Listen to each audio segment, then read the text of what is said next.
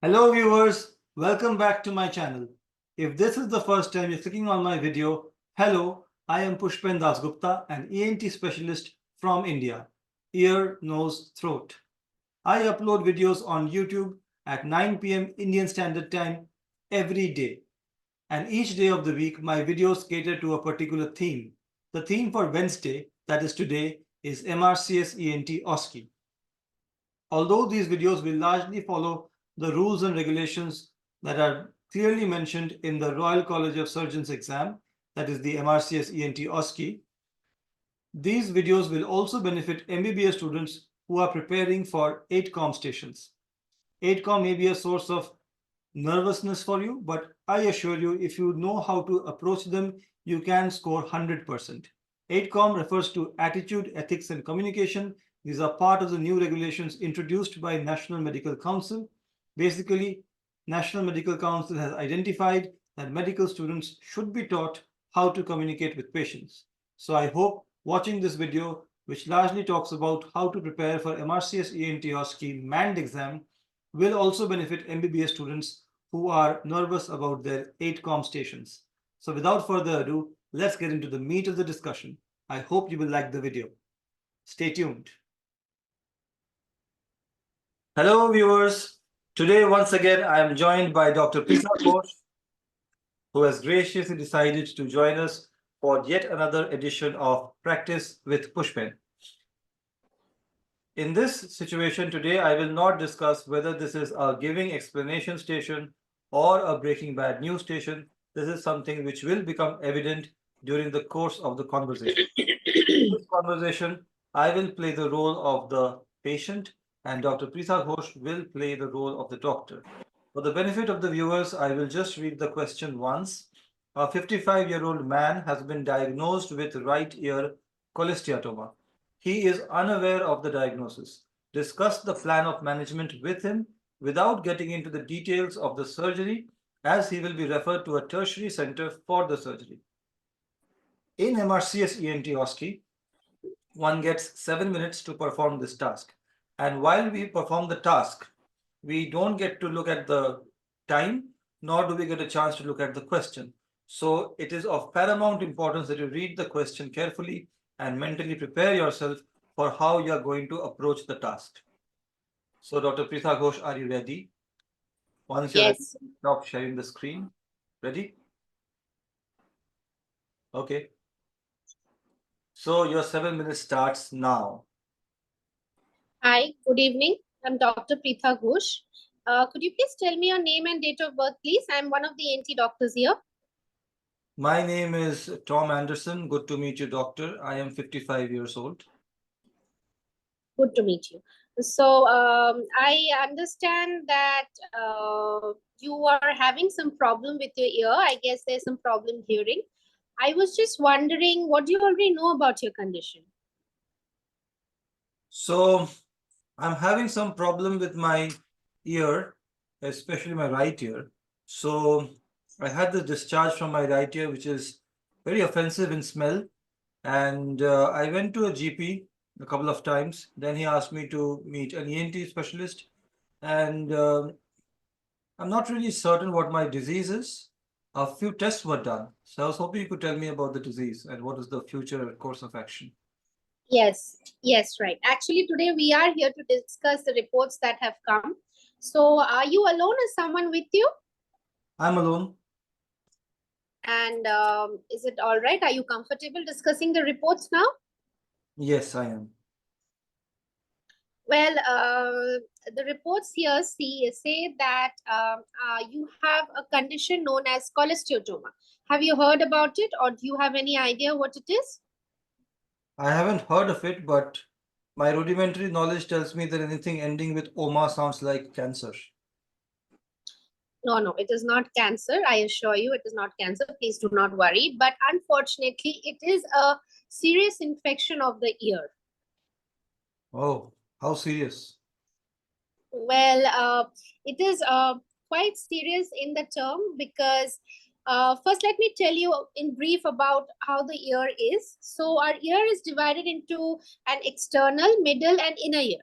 and the external and the middle ear are divided from each other by something known as an eardrum. So the middle ear contains basically some bones and air.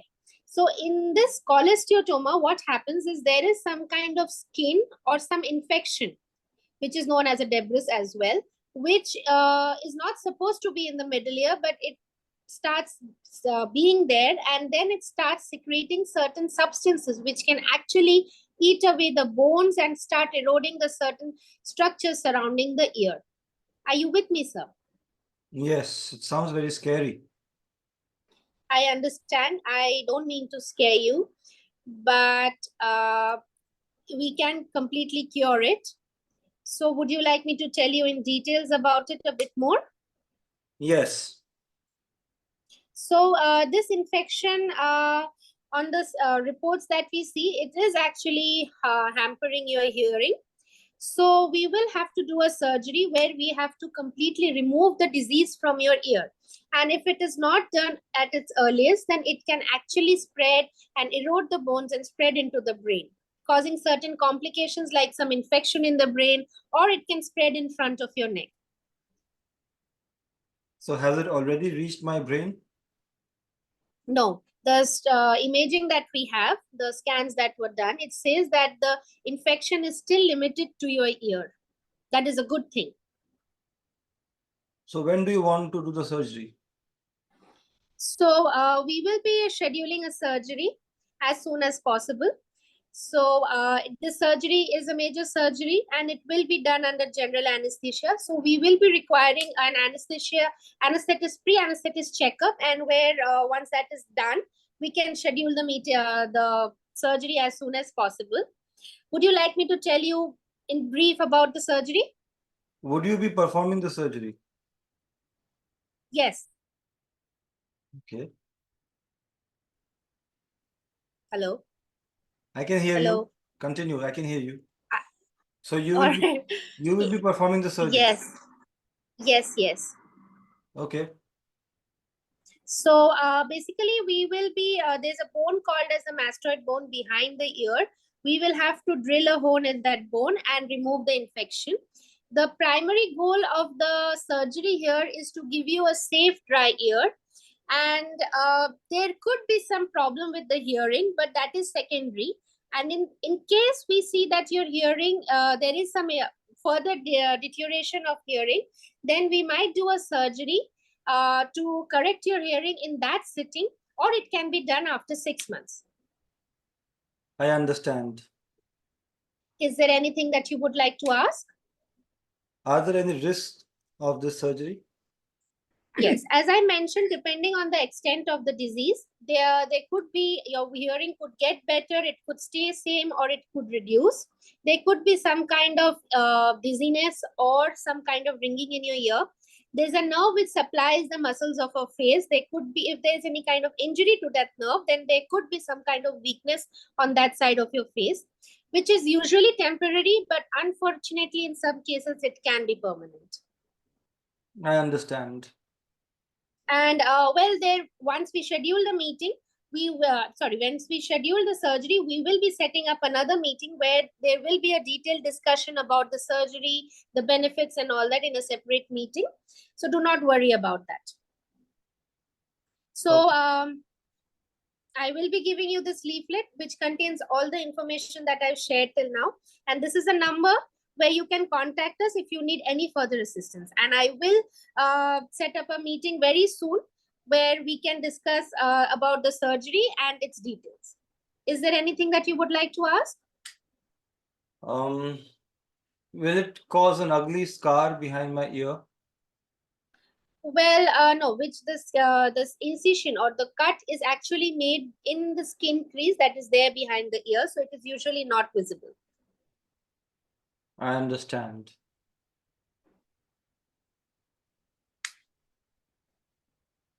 Okay, so you still have 20 seconds.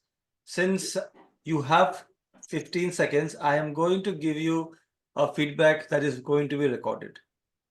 For the first time.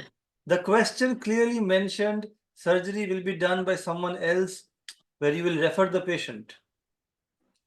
Sorry, I didn't read that part. Oh God. I got sorry. So the next station today with Dr. Pritha Ghosh is, again, I will not tell you what the station is. Let's just read the question. A 55-year-old man has been diagnosed with BPPV. He has requested another explanation. Explain the disease and plan of management. So the question itself suggests what kind of discussion this will be. And in MRCS ENT OSCE, while you are communicating with the patient, you are not allowed to look at the question, nor are you allowed to look at the time.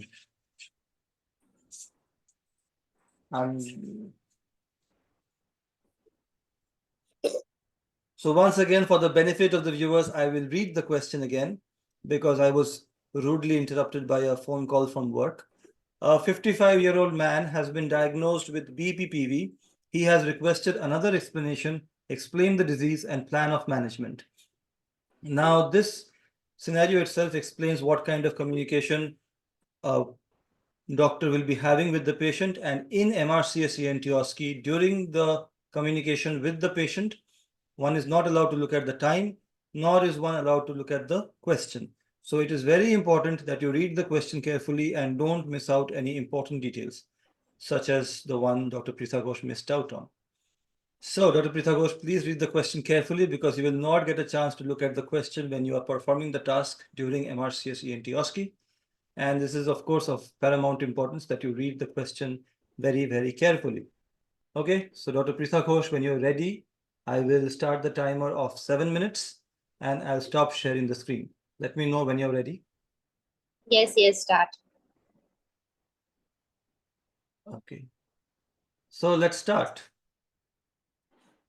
Good evening. I'm Dr. Pritha Ghosh, one of the ENT doctors in this hospital. Could you please tell me your name and date of birth, please? Hello, Dr. Pritha. I am Tom Anderson. I am 55 years old. And how may I address you, sir? You can call me Tom. All right, Tom. So I understand that we are here to have a discussion regarding something which has been affecting your ear where you feel very dizzy. I was just wondering, what do you already know about your condition? So, Dr. Pritha, I think you're from India. Nice to meet you. I don't Nice know. to meet you. I don't know what my disease is, but I remember hearing about an abbreviation. I was hoping, actually, the first time I found out about it was just too much for me to understand. It was very difficult for me to process all that information. So I was really I hoping that understand. you could, thank you. I was really hoping that you could explain it in simple terms for me so that I could understand. I'm just a humble farmer. I don't really know much about all these fancy Yes, I things. understand. Well, Thank I you. understand your concern, and we are here to give you an explanation about what the condition is again, as you have requested one. So, you have been diagnosed with something known as benign positional paroxysmal vertigo, which is known as BPPV. It means that it is not something serious, which occurs in episodes due to various positions of your head, which lead to dizziness. Are you following me? Could you please explain each word one by one? Yes, Benign. sure. Why not? Yes, sure. So, benign means it is something which is not serious. Positional means which happens because certain positions of your head. Paroxysmal means it doesn't Because last of very certain long. positions of my head. Yes, due to certain movement of your head positions, this dizziness is elicited. Okay. And then there is this paroxysmal, which occurs for a very short duration, and it is episodic. And vertigo means dizziness. Yeah, you are right. These episodes last only for a few seconds. It makes sense. Yes. Right. So this is one of the most common cause of vertigo or dizziness. And the exact cause of this is not known yet, but there are certain causes which are there in literature, like there could be some kind of trauma or some kind of infection. Did you have any kind of trauma to your ear or head recently? Yes, I had an accident. I banged my head against the wall. So, Uh-huh. Oh, I'm so sorry to hear about it. I mean, are you okay now? Was yeah, it I'm very fine. serious then? No, nothing serious, but Great. just I've had these episodes of dizziness. Oh, well, then that's great. So basically, we diagnosed this. We did, I think, a positional exercise was done, something known as a maneuver was done, and then we elicited this vertigo. But I will tell you in details. I'll tell you about how the ear works. Is that all right with you? Yeah, but I would like to know about the disease. Yes. Well, I will tell you about the disease. Unless I tell you how the ear works, I don't think this will be clear unless I tell you that. Is that all right? Yeah, that's fine. That's fine. So our ear has three parts, the outer, middle, and the inner ear. The inner ear has the hearing organ and also the balance organ. So a balance organ has a fluid in it and some calcium crystals in it. Due to some reason, maybe injury or infection, this calcium crystal gets displaced from its original position, which leads to this kind of dizziness. So this has been elicited by something known as a Dix-Hallpike maneuver, which was done on you with your cooperation. And then that is how we diagnose that you have something called as BPPV. Are you with me, sir? Yes. So would you like me to tell you about the treatment options and how we are going to manage it further? Yes. So about 70 to 80% of the patients get relief from it by doing something known as a repositional maneuver, which is known as the Epley's maneuver. With your cooperation, we are going to again manipulate your head in various positions and we will try to reposition this calcium particles, which will relieve you from this vertigo. And if it doesn't happen at the first chance, we will be repeating it a few more times. And then we will also be suggesting some exercises known as the vestibular rehabilitation exercises, which will prevent from certain repeated episodes. Is there any Are you other with me? maneuver that can cure this? Sorry. Is there any other maneuver that can cure this apart from Epley's maneuver? Yes, there are other maneuvers like the Brand-Deroff method. Depending on which part of the balance organ is blocked or has a problem, we will do certain other exercises. Just in case if these symptoms are not relieved by these above methods, then a surgery can be done where the nerve has to be cut off or the balance organ has to be blocked. Are you with me? Yes. But that is rarely done. That is rarely done. Okay. So there are some safety measures that I would like you to take. Can I tell you about them? But you did not mention any medicines. Well, medicines don't really have any role in this. They can actually help you with the symptoms, but they cannot help cure the condition. Okay. What about the medicines the GP gave me? Well, since you were having dizziness, the initial management of any kind of dizziness is to stop the dizziness with medications. So that's what he tried doing. And once that did not help, he referred you to us. That makes sense. What safety measures? Well, as this occurs at any time, and this can lead if you are at a height, so please avoid you going at very high places. Well, may I ask you, what do you do for living, sir? I'm a farmer. Well, then is it all right to say that you have to use heavy machinery? That's correct. Then I would advise you to be careful and not use any heavy machinery, as if there is an episode of dizziness, it can cause harm to you and to your surroundings. If there What is about any risk, driving? yes, driving, well, I would advise you not to drive until you're completely cured. And if necessary, we might have to inform the DVLA also. Okay. Anything else?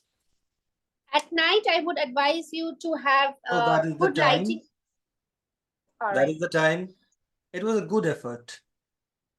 Okay. So once again, we are practicing with Dr. Pritha Ghosh, and this station again will not be explained. I will not tell you whether this is a Breaking Bad news station or whether it is a giving explanation station. During communicating with the patient, while communicating with the patient, we are not allowed to look at either the question or the time in MRCS ENT OSCE. So it is of paramount importance that we read the question carefully because we don't get a chance to go back to the question. We cannot afford to miss out on some important detail, like whether we are talking to the patient or we are talking to the carer. Sometimes the patients are very careful about this and they help you out, but I don't know if that help is going to be penalized by the examiner or not. So I really don't know how the marking is made, but it is of extreme importance that you pay close attention to the question and don't make mistakes that you could otherwise avoid. So with that out of the way, let's just read the question. A 55-year-old man has been diagnosed with left-sided severe sensory-neural hearing loss. So lots of information here. Left-sided severe sensory-neural hearing loss. Explain to him the plan of management. So during the course of the communication, Dr. Pritha Ghosh will be able to understand whether this is a breaking bad news station or whether this is a giving explanation station. And I will be playing the role of the patient. So Dr. Pritha Ghosh, when you're ready, I will stop sharing the screen and I'll start the timer of 7 minutes. Yes. Start, please. Thank you, Dr. Pritha Ghosh. Start. Hello, good evening. I'm Dr. Pritha Ghosh, one of the ENT doctors in this hospital. Could you please tell me your name and date of birth, please? My name is Tom Anderson and I am 55 years old. And how may I address you, sir? You can call me Tom. All right, Tom. I understand that we are here to discuss the reports that have come, and you were having some problem with hearing in your left ear. I was just wondering, what do you already know about your condition? I don't know much. I'm just waiting for the report. Please tell me what it is. Yes, we are actually here to discuss the reports, but are you alone or is someone with you today? I'm alone. All right. So is it okay if we discuss the reports now? Yes. Sorry. So as you see in this report, this is the hearing test that was done. And in the right side, which is marked by the red lines, which is above the 20 mark decibel, which means that the hearing in your right ear is normal. And the left one is with blue, which is below the 20 mark, which means that there is which is way down. So unfortunately, I'm really sorry to say that the hearing in the left ear is affected. And unfortunately, you are deaf in the left ear. I'm so sorry to break this news to you today. But I can hear normally. How can you say that? I understand that. Since the hearing in your right ear is absolutely normal, that is actually helping you with the hearing. That's why you feel that you can hear absolutely normal. Are you saying that if I go completely deaf in one ear, I won't even notice? Well, that can sometimes happen, but this actually happens because the sound waves that reach the deaf ear or the damaged ear are transmitted to the normal ear, and then the normal ear catches the sound, which helps us in hearing. So how do you treat this? We could provide you with hearing aids.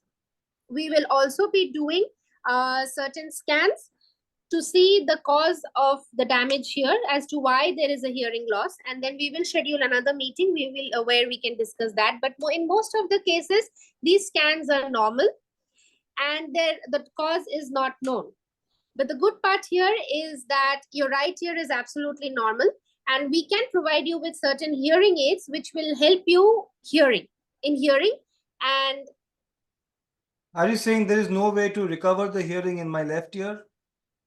Well, unfortunately, yes. As the damage here seen in the graph here is a lot, and we can practically say that the left ear is deaf. It is not possible, unfortunately, not possible to make But it hear again. I've only had this problem for 3 days. Well, I understand that. As I said, that we will run a few more scans and some tests to see to know the cause of this. We will also be providing you with some medications, some steroid medications, and we will see if that is improving. And in the meantime, if it is not improving, we will be providing you with certain hearing aids. What are the chances of recovery with steroids? Well, since it is an acute condition where it has happened just within 3 days, the chances are that it could recover in 70 to 80% cases. They do recover very well. But in some cases, unfortunately, if no cause is found, it might not help with the getting better. So I have a 70 to 80% chance of recovery. Yes, but that is something which we cannot assure at this moment, which is not certain. So when will you know, or what are the other things you will do to understand whether I'm recovering or not? Because I can't understand if I'm having any hearing loss or not. I understand your condition. Well, for that, we will be doing repeated hearing tests that we have done once. Once we start the treatment, we will also do certain hearing tests again, and we will see if the hearing in your left ear is improving or not. When will you do the hearing test? Sorry? When will you do the hearing test? We will start the dose of the medications, and within a week, we will start seeing if it's improving or not. And if it doesn't improve? Well, if it doesn't improve, then we will be left with no other option than providing you with hearing aid. But usually the hearing, if it is not improving within 10 days to 2 weeks, then it is usually something which cannot be cured completely. What about, I've heard of this injection that you can give in the ear. Yes, we can give that injection, but that that doesn't it does all these treatments that we have, none of them actually provide an absolute cure to this.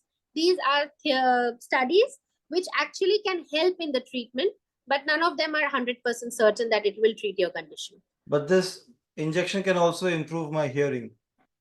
Yes, it can. What about? There are two types. Yes, go on. The injections. One is the steroid we can give you through your mouth, or we can inject it inside your ear. You're going to give me an injection through my mouth? No, through your ear.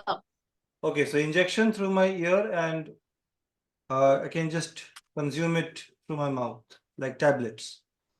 Okay. Yes. And I've heard of this thing called cochlear implant. Is that an option with me? Well, unfortunately, the NHS does not support unilateral hearing loss, does not authorize cochlear implant for those cases. What is unilateral? 1 year, single ear deafness. The NHS does not authorize cochlear implant surgery for that. I'm so sorry to tell you that. Can I get it done with private practice in the UK? Yes, you can do that, and maybe they can offer you an option of cochlear implant, but the NHS does not. Well, there are some precautions that you will have to take. Would you like me to tell you those? That is the time. So you have negotiated the questions very well, but you don't really know how the patient is going to react, and you have to react accordingly. So this was a case of idiopathic sudden sensory-neural hearing loss, and there is a mechanism algorithm for the management of idiopathic sudden sensory-neural hearing loss, where you have to start with oral steroids, then you repeat the pure tone audiometry, and then you go for intratympanic steroids, and also simultaneously you can do MRI to rule out tumors like the acoustic neuroma or other cerebellopontine angle tumors. So that's the general principle of it, and of course you have negotiated the questions quite well. I would think this is a good station for you. So thank you so much, Dr. Pritha Ghosh, for practicing with me. Further feedback will be provided in a brutal fashion, but will not be recorded on YouTube. So I hope you like this new format of Practice with Pushpen, where I recorded more than one clinical scenario. I hope this will benefit MRCS ENT OSCE aspirants, and I hope this will also benefit MBBS students preparing for AETCOM stations. So I hope you like the video. Take care. Bye-bye. I hope I'll get to see you in the next video very, very soon. And if you think this was too long and you want me to move back to shorter videos, then please feel free to mention it in the comment section below. I'm always open to feedback. Take care. Bye-bye. And please don't forget to be awesome.